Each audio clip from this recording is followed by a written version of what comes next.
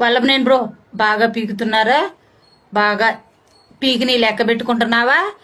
నువ్వు గతంలో అన్నావు కదా, చంద్రబాబు నాయుడు గారు కానీ, ఖర్జూర్ నాయుడు, లవంగా నాయుడు, యాలకల నాయుడు ఈ నలుగురు కలిసిన నన్ను ఏం పీకలేవు.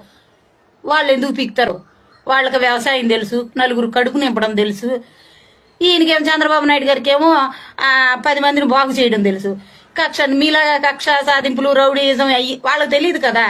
కానీ మా కార్యకర్తల గుండె చప్పుడు, నారావారి నందమూరి వారి రక్తం కలిసి పంచుకున్న మా లెజెండరీ టైగర్ నారా లోకేష్ నాయుడు గారు ఉన్నారు బ్రో. కానీ ఆయన మిమ్మల్ని పట్టించుకోవట్లేదు. నిన్ను పట్టించుకోకుండా నేను వెధవా పిచ్చుకోక అన్నట్టు పక్కన పడేశాడు. కానీ నీ అంతటి నువ్వే గొయ్యి తీసుకుని ఒక పెద్ద బావి తోకుని అందులో దూకేశావు.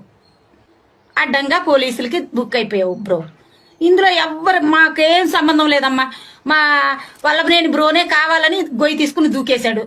ఒక దళితుడిని, అందులో గతంలో సాక్షి అయినటువంటి ఒక దళితుడిని తీసుకెళ్లి కిడ్నాప్ చేసి కేసు వాపసు తీసుకుంటావా, సస్తావా, లేకపోతే నీ ఫ్యామిలీ మొత్తాన్ని లేపైనా ఇలా బెదిరించి అతనితో కేసు విత్డ్రా చేయించుకుంటే ఆ గొయ్యిలో ఎవరు పడతారు బ్రో? పోలీసులు పిచ్చోళ్ళ, లేకపోతే న్యాయస్థానం పిచ్చిదా? ఆలోచించరా బ్రో. ఏమైంది బ్రో? జగన్ అన్నయ్య జే బ్రాండ్ స్టాక్ ఉందా? తాగి ఉన్న మైండ్ పని చేయట్లేదా బ్రో? ఏది ఏమైనా నీ గొయ్యి నువ్వు తీసుకుని జైల్లో కూర్చోడానికి సిద్ధమైనందుకు కంగ్రాట్స్ బ్రో. త్వరలోనే నీ దగ్గరికి మా గురువు గారు కొడాలి నాని గారు కూడా వచ్చి చేరతారని తెలియజేసుకుంటూ సెలవు తీసుకుంటున్నా. మీ అశ్లీట్ నిర్మల.